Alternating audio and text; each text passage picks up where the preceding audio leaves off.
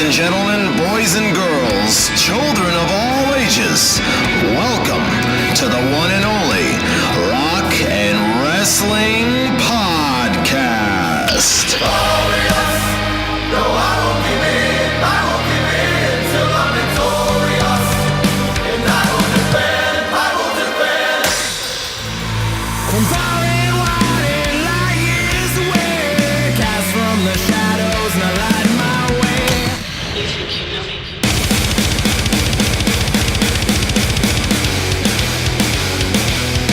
I'm just a sexy boy. Oh, I'm not your boy toy. I'm just a sexy.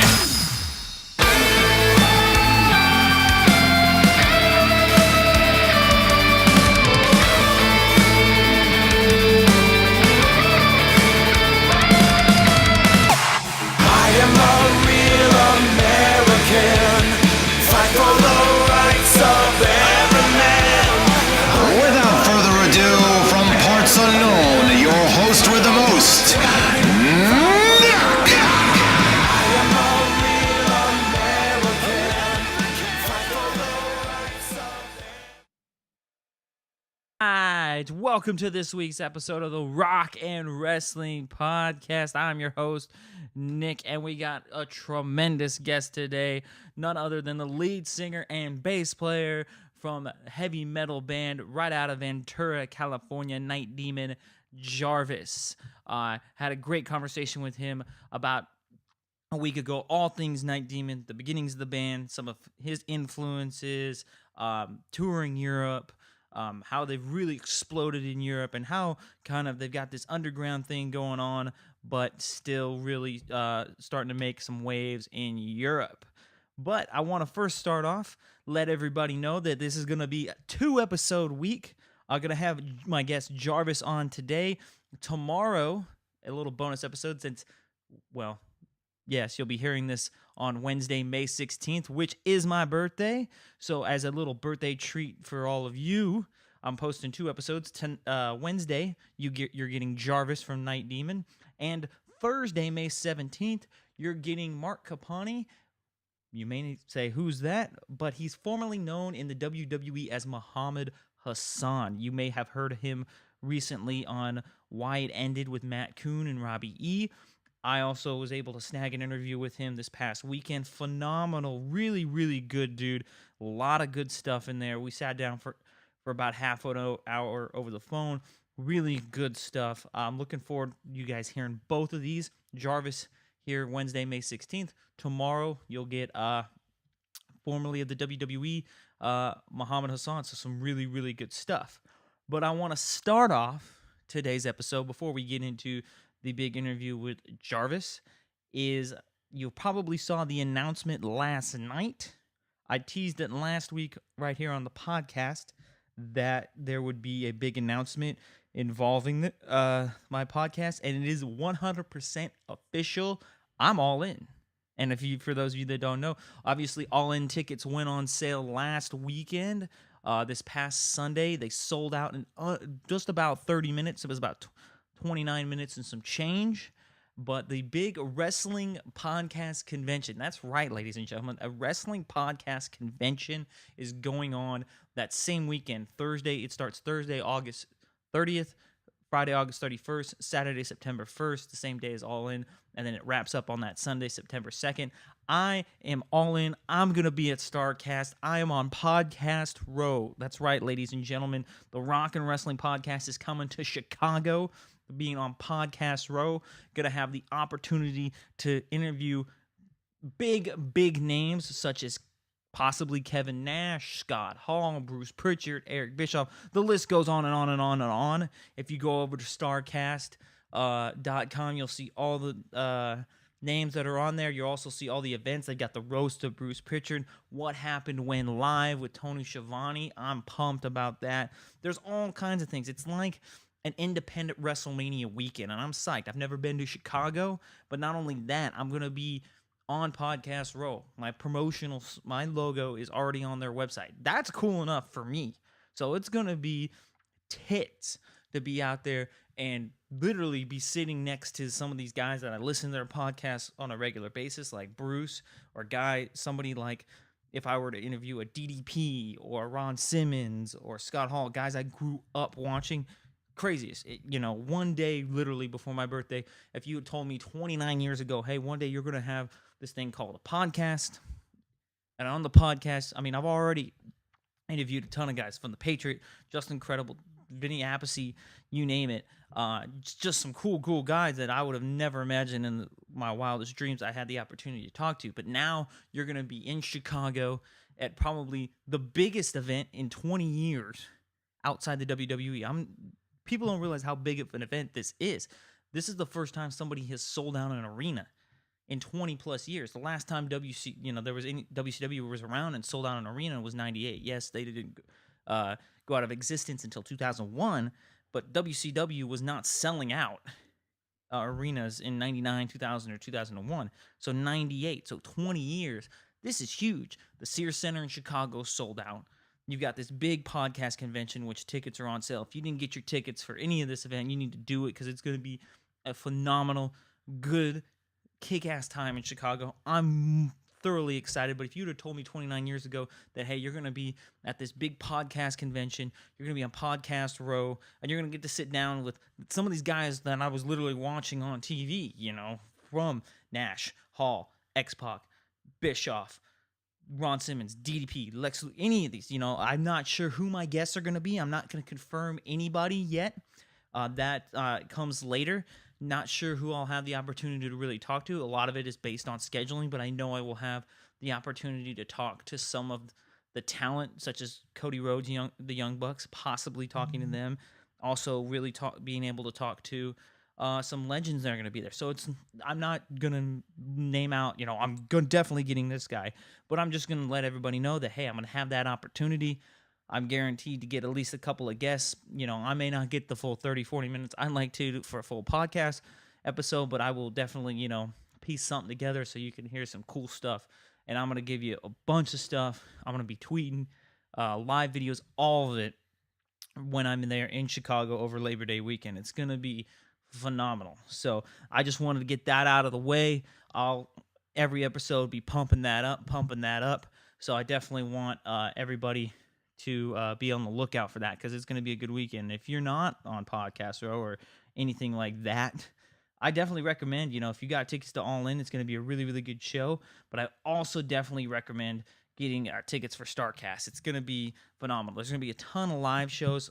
Just this past Monday, Tony Schiavone on his podcast, What Happened When Monday, Conrad announced that there's going to be a recreation of the WCW Saturday night set where you can cut a promo with Tony Schiavone interviewing you. I'm definitely getting in on that because that's going to be just crazy to do, dude. I've cut a promo with my favorite wrestling announcer of all time interviewing me, and it's going to be crazy. So a lot going on here with the podcast.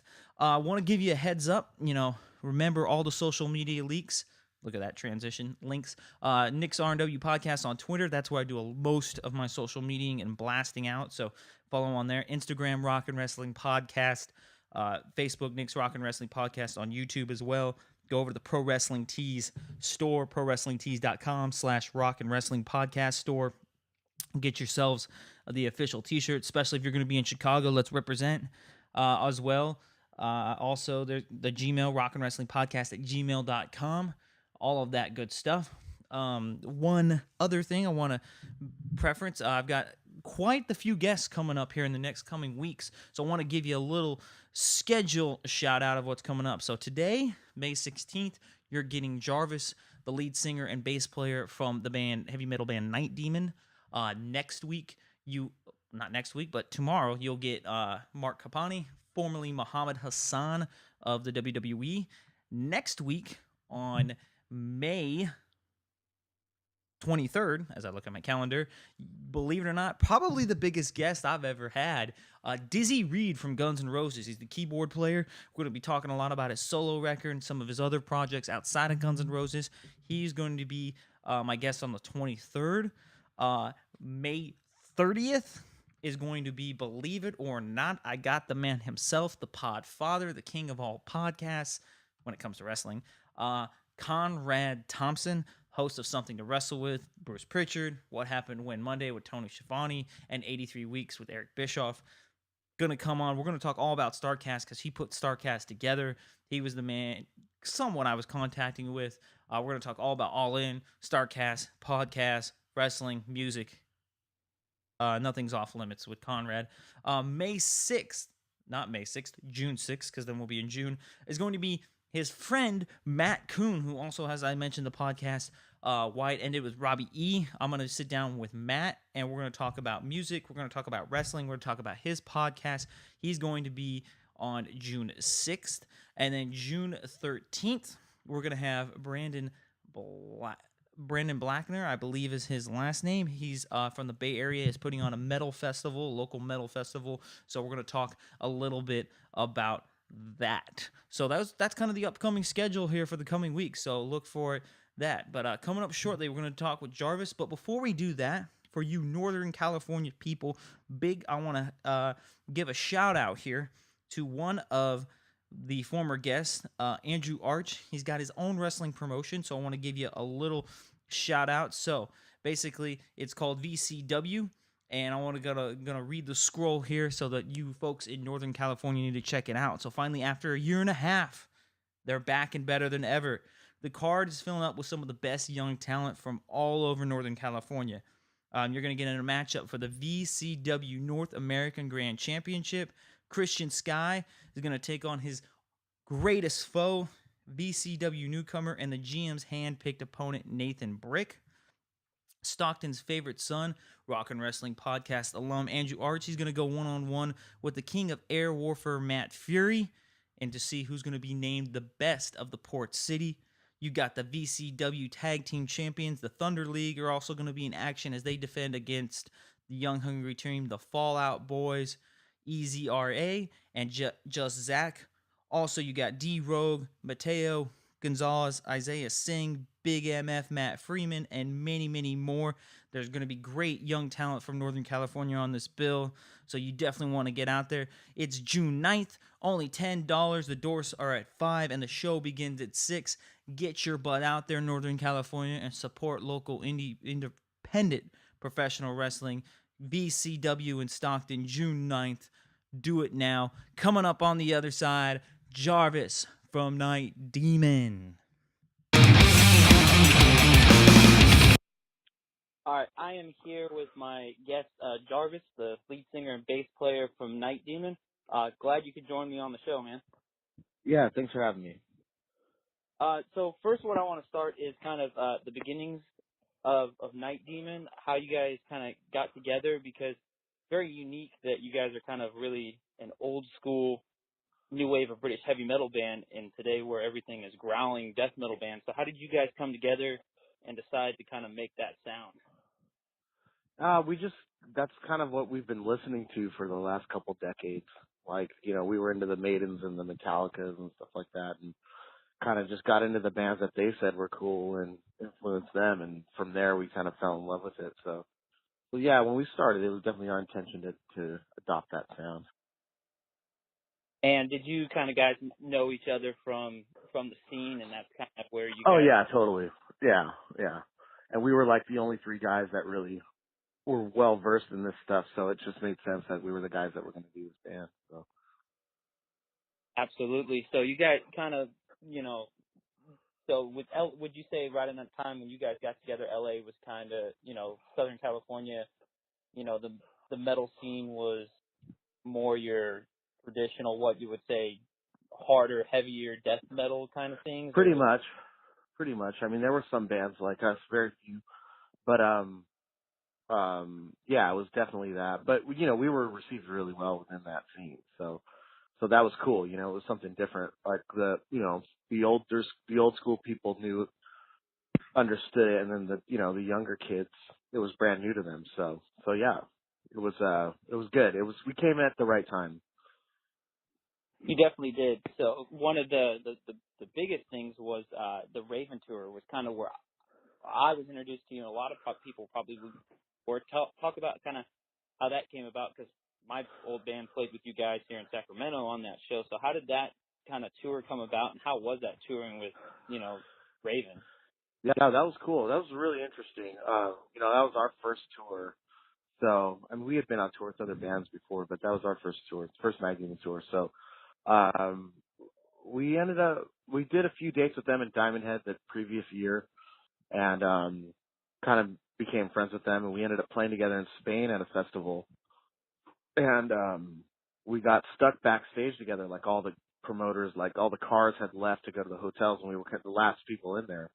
So we were in the backstage, just our two bands, and we like with nowhere to go, and we just started talking about touring, and we said, let's set it up. So when I got back to the States, I got a call from John Gallagher from Raven. He's like, let's do this. So I was like, wow, okay, this is happening.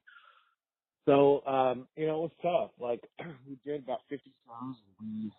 We booked them all ourselves, there was no agent involved, and it was tough. It was definitely like DIY style, but it was very cool. It was cool to be working with them, and obviously for historical reasons, and, what a great band they are and a big influence as well. But, no, it was really interesting. It was like, it couldn't have been a better situation for us to kick our career off, So yeah, I'll never forget that. It was definitely it was a cool thing, and like, it basically, it showed us that, what we're doing is something unique and something good, and that's why we're still doing it today, So that without that, things may be different. I don't know. Yeah, because especially with Raven, Raven's probably obviously a bigger band in Europe. How would you say the turnout was? Because I've always been curious on that. Because Raven's maybe not as well known in the States as they would be in Europe. So was Yeah, it well, I mean, it was like, it could be 300 people or it could be 8 people, So so we saw some interesting shows, But I mean, look, like both bands, went all out with it every night. So no matter who was there.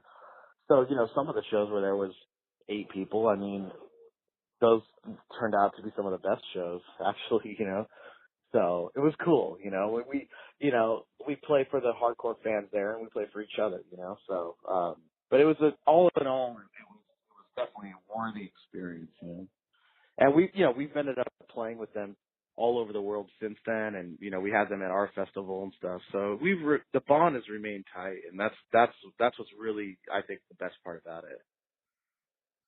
absolutely? Speaking of your festival, that's great segue. Talk a little bit about this Frost and Fire you got going. It was how many? Been almost 3 or 4 years roughly? You guys have been doing this? Yeah, this will be the 4th year coming up. Actually, we have our first edition in London.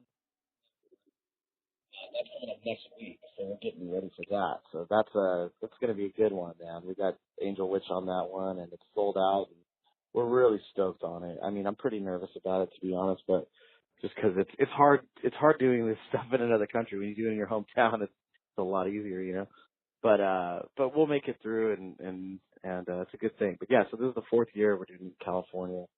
Coming up in October. We do it the first weekend of October every year, and I mean, it's just one of those things. Like we've toured the world, and we've seen all the other people that do the festivals, and as the artist, you kind of know, you kind of start to figure out, at least, I mean, what's good about some of them and what's bad about some of them, and from our standpoint, how we could take that knowledge and make it the better, So, and we're always working on things and making adjustments, but we're super proud of it, and we know that it's one of the best, if not the best in the States, So that's pretty cool to have that happen so quickly, and it's inspired other people to start doing their own too, and that's the really cool thing about it.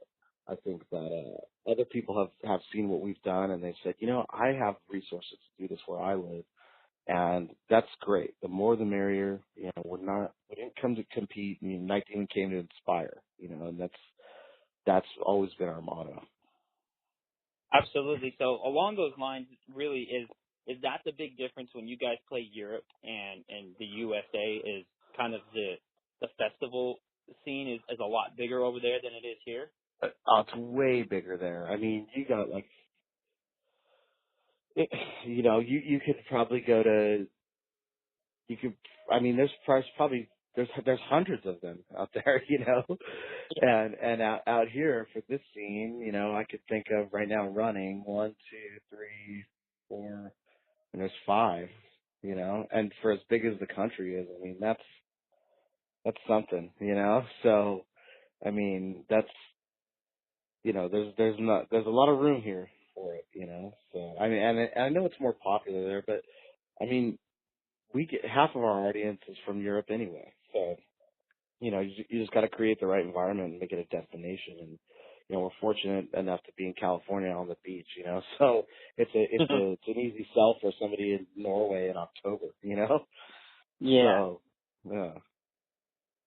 So one of the things, obviously, you guys play Europe a lot. What's probably the biggest difference between, let's say, the U.S. crowds that you play and the Europe crowds that you play? Is there like a Yeah. big difference I in the? think just the number of people, I mean, all cultures celebrate differently too, I mean, we go to Mexico and South American countries and stuff like that. And, the fans get pretty rabid, and they're pretty passionate about their stuff. But, I mean, we go to Germany where we're probably the biggest and like we'll have large crowds and like, they won't be going crazy.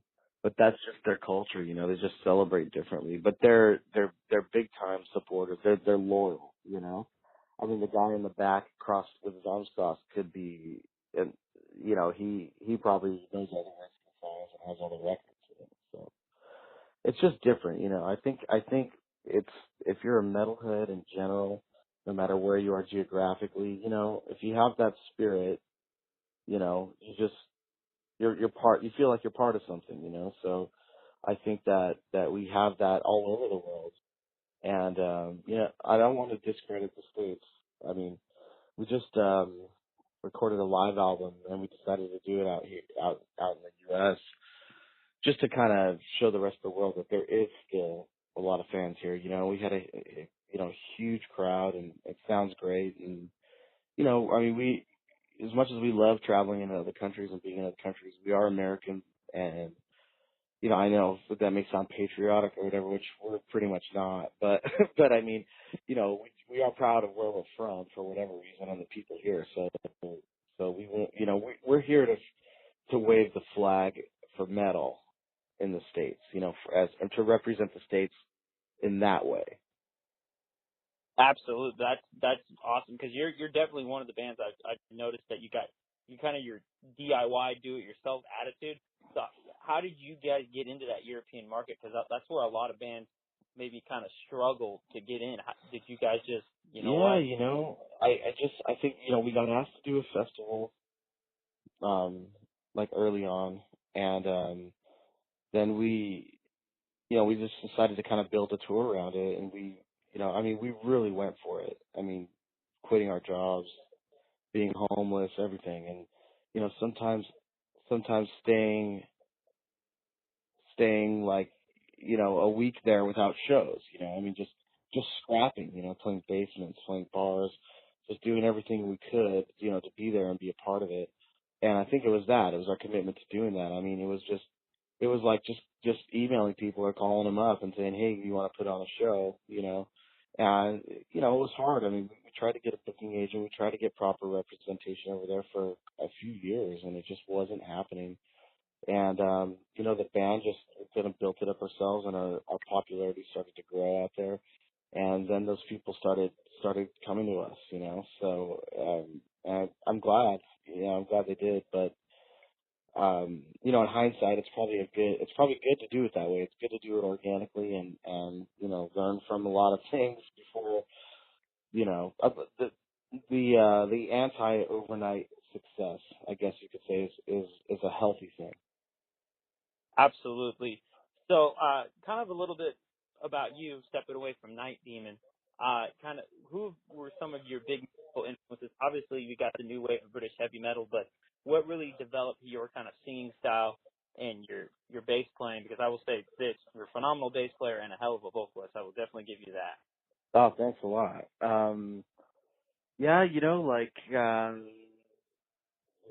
back to the new British heavy metal, like Jaguar and Diamond Head, big vocal influences for me, big time. You know, bass playing, I've always been into like Steve Harris and Geezer Butler from Sabbath, Cliff Burton.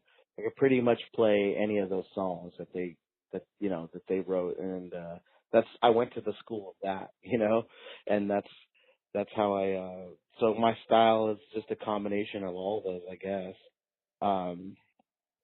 But as far as other things, you know, when you're pre-internet and you're growing up in suburban California, you know, sure as you know, like you only have certain resources at the record store. So like the accessible bands, Anthrax, Metallica, AC/DC, Iron Maiden, Black Sabbath, Ozzy, those were Kiss. I mean, those were the bands that that they developed my taste in hard rock, you know.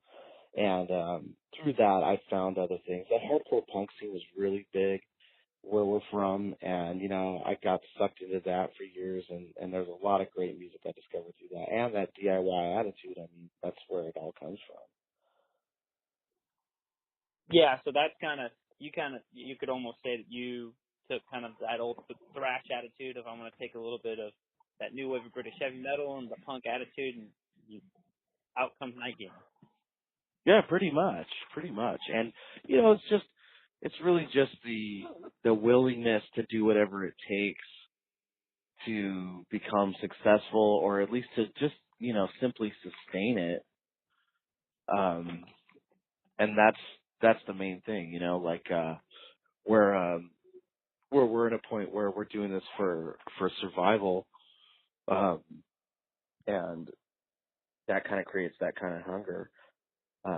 But definitely from the punk bands, I learned a whole lot about what's cool and what's not, and how to market yourself without selling out, basically. So one of the things that I definitely grabbed my attention was that European tour you guys recently just did with Accept. How was that being with those giants of metal? That was crazy, you know. I mean, it's definitely the biggest thing that we've done as far as touring, and especially to do it in Europe is huge. We got kind of spoiled on that tour for sure. But it was great. They were really cool guys. They were really nice to us, and they embraced everything that we were about. And we got along well, and the shows were fantastic. I think it was a really good springboard for us. The one thing that I'm super proud of is that a lot of Night Demon fans were showing up early to the shows and like chanting our name and stuff like this. So we definitely felt like we pulled our own weight. Like at least like we definitely benefited from it, but I feel like we earned the spot on it, and it was legitimate. Yeah, I mean, it looked like you guys were the crowds were getting bigger, and I happened to see on the social media that Dusty's drum head broke, and they were super cool, and they let him use one of the Accept Oh drums. yeah, that was cool. Yeah, that happened in Copenhagen, I think. But yeah, that kind of thing. That luckily we were kind of near the tail end of the tour, so we had definitely warmed up to them, and they were paying closer attention to what we were doing. You know? So. So when you guys were obviously you toured Europe many times, and obviously when you're opening up for a band like Accept, do you try as well as okay, maybe we have an off day here, or we're going to shoot off and kind of go do something at a club just to get our own headlining pay, anything like that? Well, you know, on the Accept tour, we were doing some of the shows. We were doing things. We would play with them and end pretty early, you know, because the bigger shows end early, and then we would go to a club and do like a special cover set and do all cover songs. So it was crazy to do that twice in a night, but we did pull it off a few times on that tour.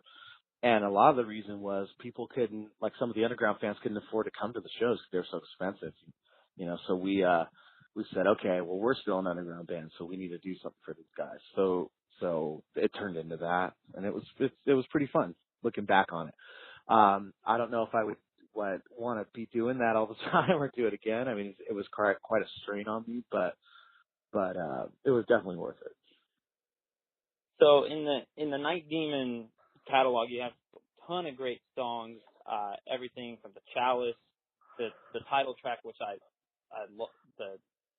that was almost like an Iron Maiden kind of thing, where you had a song named after the band, which that was awesome. How does your guys' songwriting process work in Night Demon? It's usually just a riff, and then you flesh out the song musically.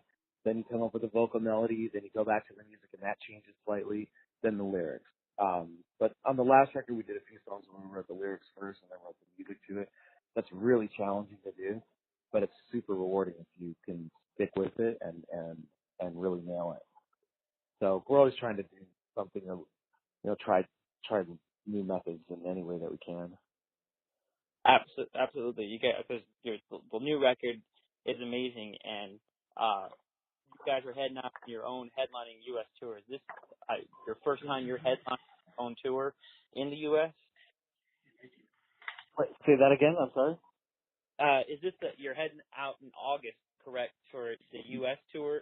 And is this the first time you're headlining your own U.S. tour that is as you've grown so much now? No, this is I think this is our third or fourth headliner. On the Curse of the Damned record, we did quite an extensive amount of touring headlining, and it was just simply due to not getting on support stuff, and so we just decided let's just go and do it on our own and book it ourselves, and we've done that. This one will be cool though. This is our first U.S. touring cycle on the Darkness Remains album. It's been out a year, but that's how much we've been overseas. So we've played some big festivals in the States. We did Ozfest, we did Defenders of the Old, we did Spring Bash, we did Hell's Heroes. So we've pretty much done all the festivals on this record. So that was cool. And then but we need to take it to the clubs with the proper headlining set with our full production and all that stuff. So that's what's going to be happening in August. Awesome. How was the Ozfest festival, playing that? Yeah, it was cool, man. I mean, just to be on the same poster as Ozzy or be in the same building and be performing, it's pretty surreal. And, I went to the first one 21 years ago, the first two actually, and I mean, it was just like I remember my dad taking me and me just saying, hey, this is what I want to do. I'm going to do this, and he's like, all right, go for it. And like, so, took a little while, but Yeah. So one of the curious questions I always ask, and I don't know why I didn't ask you when we played with you 4 years ago, where did the name Night Demon come from? I can't quite remember exactly, but I remember that, we were called the Chalice, and then we were called Ancient Evil, and then we were called Night Demon. But basically, we wanted to name a song after the band, like you said earlier. That was like our first goal, So we wrote the song Night Demon, and, I mean, we were thinking about all kinds of things, like, I mean, it's a pretty cliche metal name. I'm kind of, like, surprised it wasn't taken, honestly. But, it has the same amount of letters in each word, so artwork, and stuff can be balanced, and, it's just, you think about stuff like this when you've been playing music for so long. So, I mean, it just seemed to fit what we were doing and the kind of attitude we had at the time, and names are stupid because they just don't mean anything after a while. And, I just, like, you have to have a name, right? but after a while, if you're a fan of a band, you don't really think about their name and what that means or anything like that. You just think about the actual guys in the band, or their music. But yeah, I mean, that's pretty much the simple story of it. Yeah. So hey man, that's still, like I said, I think it's awesome when a band has a song title as their name. It's awesome. To me, it's just, I think of Iron Maiden right away. Yeah, that's awesome. Well, great. They're our favorite band. Perfect. So, one of the things, obviously, is the music business, obviously, everybody knows has changed over the years. Have you, obviously, put forth so much effort and do-it-yourself attitude? Have you found anything, obviously you've toured with Raven, you toured with Anvil, except, have they said anything to you about, like, keep up the good work? Anything about or how difficult it is in today's landscape being a new up and coming band? Yeah, I mean,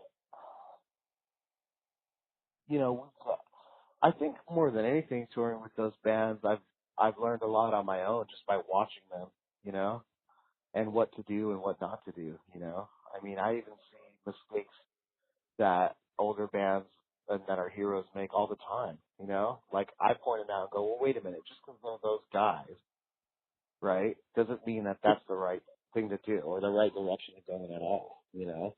Like because I'm a fan first and foremost, you know, and so I'm able to to spot that stuff easily and go, well, wait a minute, that's not good. That's not cool, you know? That's not how you do it, you know? And you know, I think that's important, you know, cause whenever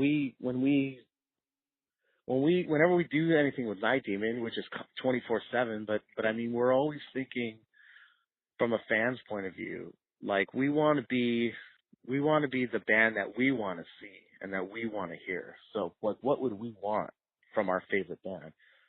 And, you know, we decide those things and then we implement that. So, I mean, that's our take on all that.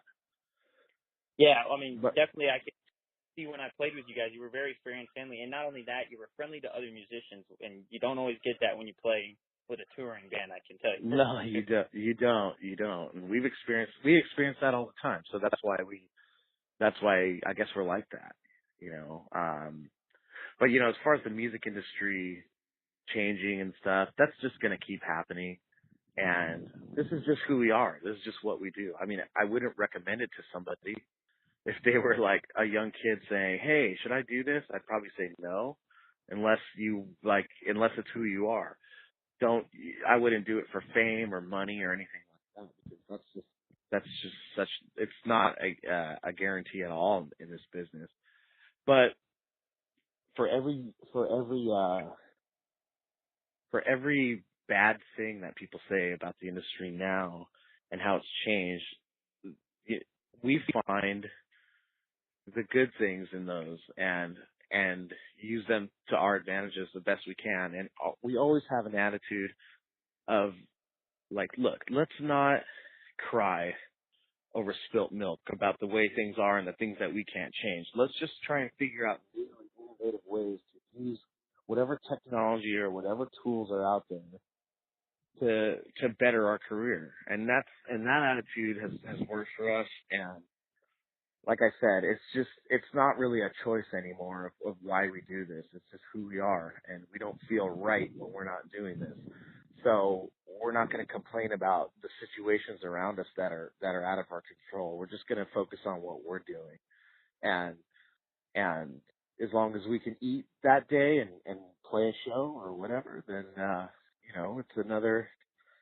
you know, we live to fight another day, fighting a good fight. So that's our take on it. Awesome. So one of the things, obviously, you guys being so much time in Europe, and you obviously being kind of an underground band at first, I'm just being a musician myself, curious, how exactly do you guys, you know, get your gear over there when, you know, a plane ticket in itself can cost a lot? How did you guys kind of work that out? Was it like Well, rental? for the first few years, I mean, we were renting stuff or borrowing stuff, and some of it was pretty bad at times.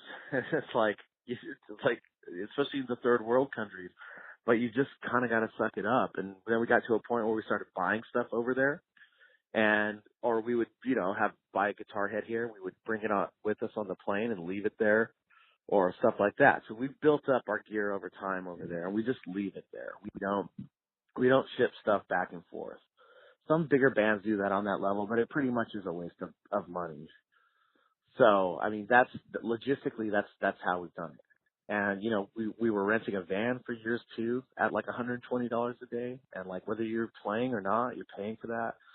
So we ended up buying a van out there. Like over time, again, it's just trying to make smarter business investments, you know, and again, that makes it so the band doesn't make any money, but at least we have these assets, and we know what our net worth is, as far as what we're valued at, and that if we go over there and work and we go over there and play, then, we're going to put asses in the seats and, we're going to be able to pay for this stuff. So, it's just an ever growing business, and every day is just a baby step forward. There's never any inactivity with the band. It's not these moments of greatness. It's every day. I mean, we just kind of keep pushing a little bit further, and then a few years goes by, and then you're like, well, I got pretty far with that, by the consistency of it. So obviously, you guys are in the European market. You're here in the States. You guys have any plans to try and break into other markets at the current moment? Because obviously, you guys are do it yourselves. To break into other markets? Yeah, well, I mean, we're going to be going back to Mexico and South America, which we've done more than once. We're going to be doing that at the end of the album cycle. A lot more Europe coming up, more states, more Canadian dates. And, Australia and Japan and some parts of Asia is kind of the place that we haven't been yet, that we're looking to do that, hopefully in 2019. That'd be awesome, man. Be a do-it-yourself band, global wide. I think it's awesome that you guys have put so much hard work and you're reaping the rewards of it. Yeah, I mean it is a lot of hard work, and it's good to hear you say that. I appreciate that, because we need to hear that sometimes, because it's we're like three homeless guys, I mean we like sleep on the ground in our studio and but we're together all the time, and we're cranking shit out, and we're trying to inspire other bands to kind of do that. It's hard for people, I understand, comfort is a big thing, especially as an American. But I just think we all just got tired of being comfortable. We got comfortable being uncomfortable, because we know that we're working for the gold, that's on the horizon. So I mean, even if we set a lot of goals as a band that sometimes we don't reach, but if you look at the body of work in such a short amount of time, it pretty much speaks for itself. And I think we've made some waves, and at the end of the day, we just want to have our spot in the heavy metal history books as something significant that helped it along and meant something to somebody. I think that's really the goal for us, the ultimate goal, over money and anything like that. So along those lines, obviously you're not staying, the big rock star staying in luxury hotels. I know a lot of the punk attitude was, sometimes you'll get fans or connections you've made stay at people's houses along the way. Do you do that in the U.S.? Do you do that in Europe? Has that kind of in Europe, we're at the point. I mean, we're at the level where we're in hotels every night, which is great. In the States, we probably have 4 options in each city. It's amazing, So there's no shortage of that in the States. We've toured it so many times. We've made so many great friends, and like some houses, I have my own room, like my regular place. So it's great. That's what we love about touring in the States is seeing our friends and getting to spend time with them and stuff. Well, if you ever hit Sacramento, you got a place at my place. You're welcome. There we go. We got 5 now in Sacto. Thanks. That's great. So one other quick thing I've always seen on your social media is that I believe you do it is this Kiss Christmas thing that you do. I'm a Kiss freak. So we haven't done it in a while, but Armand, our guitar player, and I we play in a Kiss tribute band called Kissmas, and it's all Christmas themed. And we kind of decorate the stage like it's somebody's living room at Christmas. It's pretty hilarious. But I mean, we make fun of Kiss a lot, but the band's actually really, really good. And I mean, we know the songs in and out. I play Gene and he plays Ace. But it's pretty cool. It's a pretty fun thing when we can pull it off. But lately, the last 3 years, it's just been so much going on with us. And I already know this December we'll be doing the new record. So that's kind of out of the cards right now. But you never know when that'll come up again. Night Demon has played the occasional Kiss cover, so that's always fun. Well, I remember on your EP, you guys did a killer cover of Radar Love. So that. Oh, thanks. Yeah. So what is Night Demon's upcoming? You got the tour coming up, and then the writing. So what are your guys' upcoming plans after the tour wraps up? Well, actually, so we're leaving Monday. We're going to London to do Frost and Fire London, and then we have a couple shows in Germany. We're playing at the Rock Hard Festival, which is awesome. It's the day we're on. It's Saxon, Armored Saint, and us, and it's gonna be. We sold like 10,000 tickets, so I'm like pretty stoked on that. That's gonna be a great one. But there's Germany for you. And Yeah. after that, we're going to be in Hamburg for a couple weeks in a studio writing the next album. Then we come home for about a month. We go back to Europe in July to do the Bang Your Head Festival, and we're going to Lithuania for the first time, which will be really cool.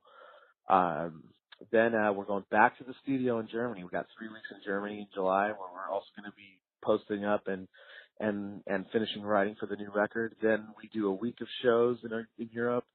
We play the Wacken Festival, which is like huge for us. Then we come back to the States, and 2 days later we start that U.S. run, and then immediately back to Europe for 3 weeks of touring. The live album comes out on August 10th, so we'll be out there promoting that. Then we come back for Frost and Fire in October, and then we go back to Europe yet again for another 2 weeks. We're going to be doing a tour with Satan, and we're going to be playing the Metal Hammer Paradise Festival. So that'll wrap in like mid-November. Then we come home and record the next record. So that's the plan for the year. That's what we're up to. Wow. So you guys are busy, man. You got some big festivals you're going to be playing in Europe. That's awesome. Yeah, it's pretty intense, man. I'm ecstatic about it. So let's hope all goes well. So real quick here, a couple more questions I wanted to get. So when you guys play these big festivals and you're on somewhere and they're Saxon, how do you guys ever get a chance to interact with them backstage and just, take their... Oh yeah, totally. Yeah, sometimes you end up like, you're staying at the same hotel as these guys, and you're up in the lobby after the gig having drinks and something. And you guys are eating dinner together, or like, you're backstage and your room is right next to theirs and stuff. So it's cool. And it's cool to see.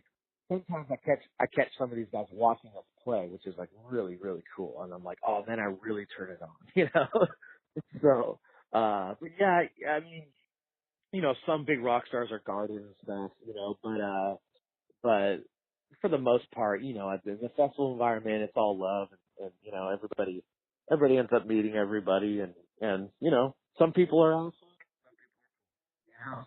so there's that old saying, never try and meet your heroes, but we're all just people at the end of the day. So I get road burned too, so I give people a pass, but all musicians, even rock stars, are big fans of some other musician. You know what I'm saying? Yeah. Like they idolize somebody else, and when they get a chance to meet them, like nobody's above anybody. There's always somebody above you, no matter how big you are, to somebody else. So, we're always the little guy in those situations, which is fine. But we took that into account when some fans that really admire us meet us and say things. It's uncomfortable sometimes when people are just sucking you off, basically, and saying how great you are. It can be uncomfortable because we're all a little self-conscious, and we all have our own problems in life, and then somebody tells you that, and you're like, oh, okay, that's pretty cool, But anyway, I'm not going on about that. Well, no, that it's true. I mean, I played with you in 2014. It was just, you guys were just normal dudes, and that was because sometimes when you're a local band, you play bigger touring, they tend to act like jackasses towards you sometimes. Yeah, and like sometimes it's hard, when you're on the road, and then the local circuit can really suck sometimes, I mean, you play some places and, you're getting the worst of the worst as the openers that don't, not music wise, but as far as like experience wise, where, it's like, okay, they're shifting your dressing room or whatever you dress in for shit like this, you know. There's beer spilled all over the stage, or just amateur shit. But you just gotta let that go and realize that, hey, you know, everybody was at that stage at one point in their career, and whatever band is playing, I mean, they're probably super stoked to be on that bill. Yeah, I mean, I was more stoked to play with you guys than Raven because I was like, dude, Night Demon's got some kick ass shit. Awesome, man. Thank you. Yeah. So, last two questions here.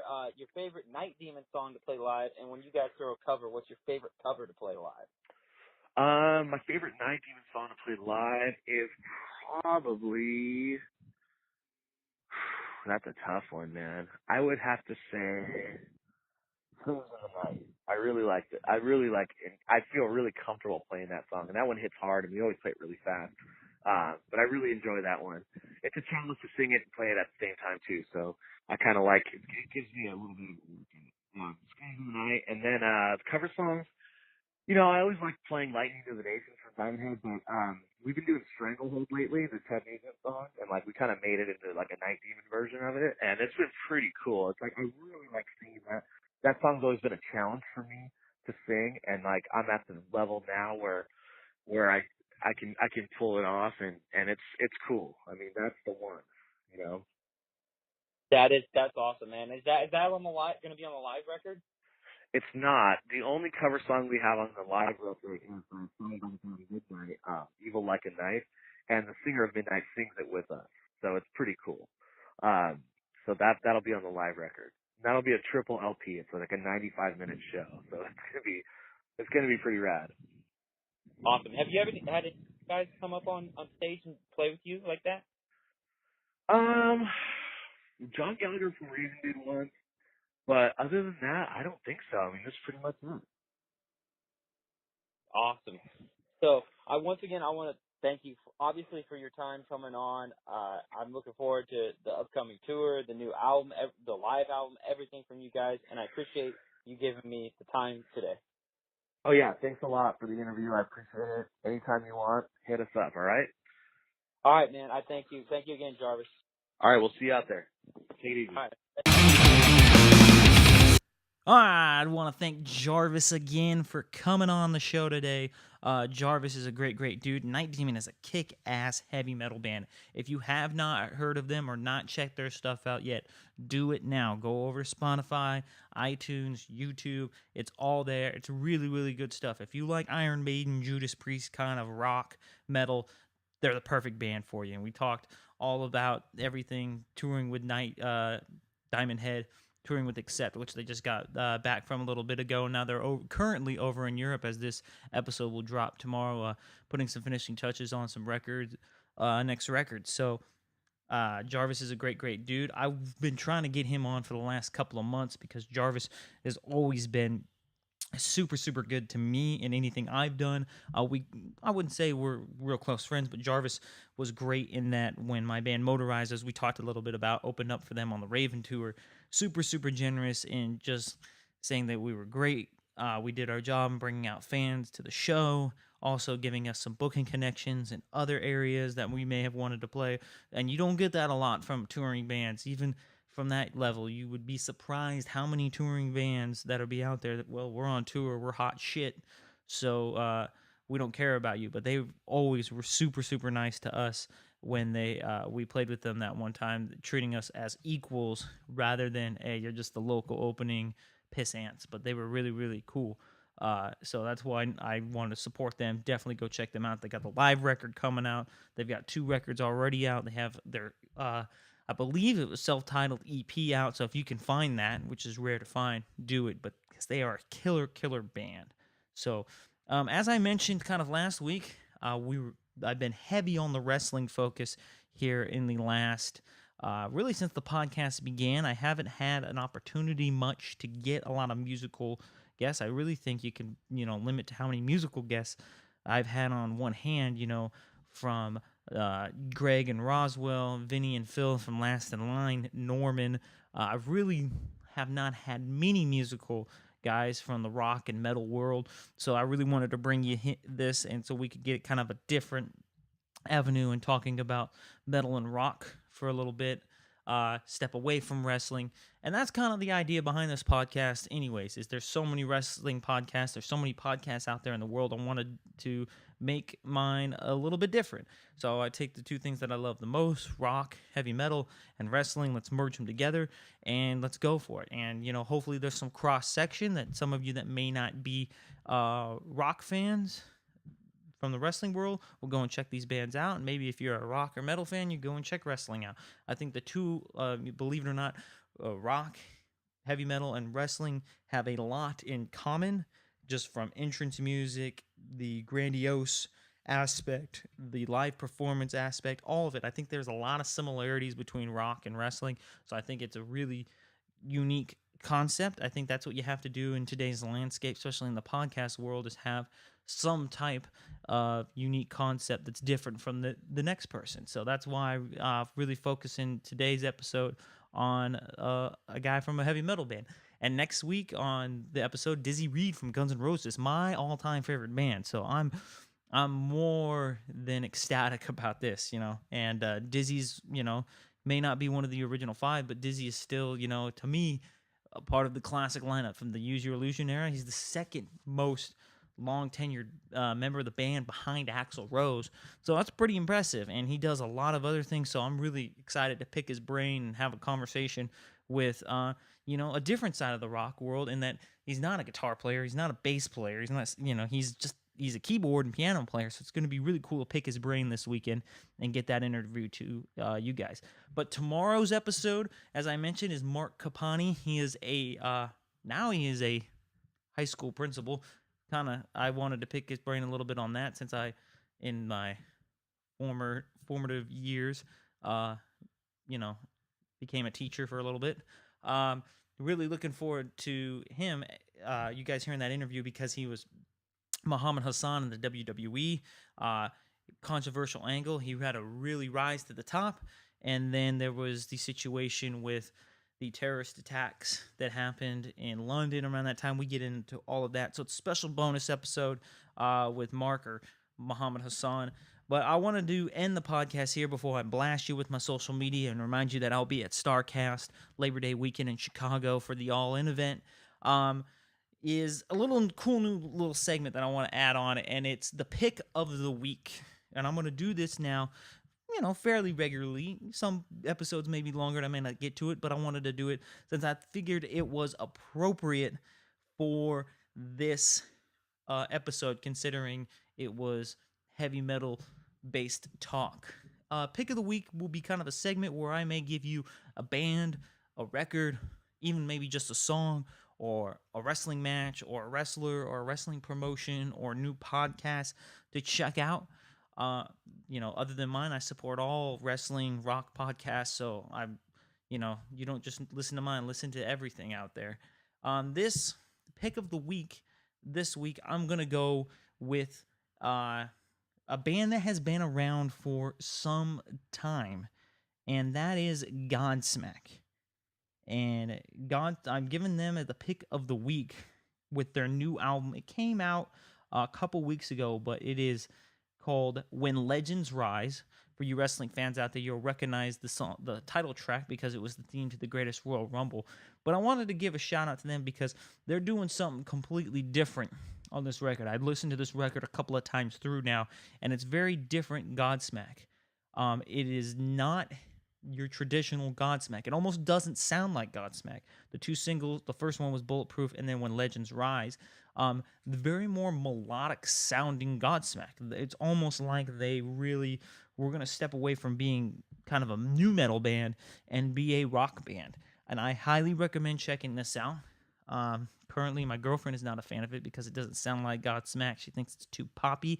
I really enjoy it because it is taking that level of melody, harmony, and adding it to some heaviness that is Godsmack, and you get a nice schmoz pause of finding that medium ground. And I think that's what they're trying to do. You've got to, when you've been a band and been in, had success like they have, you've got to find new ways to invent yourself and grow that success. And some people might say that sounds like they're selling out. I don't think they are. They're just evolving their sound. A lot of bands do it. They evolve over time. I talked about Guns N' Roses being my favorite band.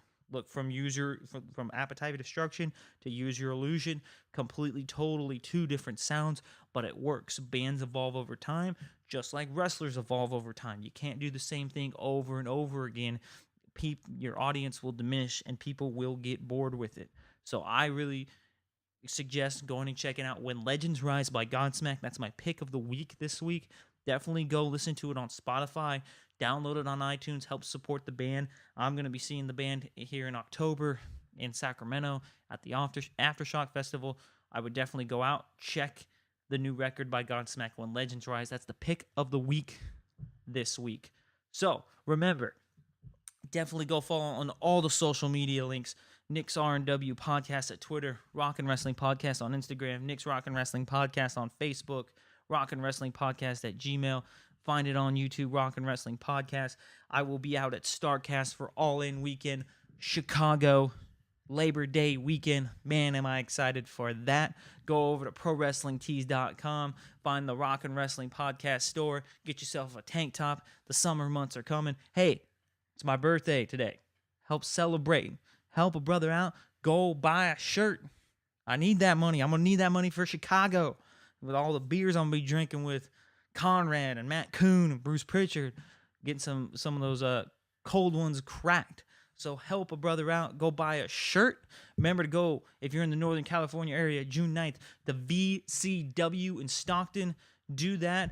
I will be back tomorrow with my guest, Mark Capani, formerly known as Muhammad Hassan. I thank you all for listening, and I will see you guys tomorrow.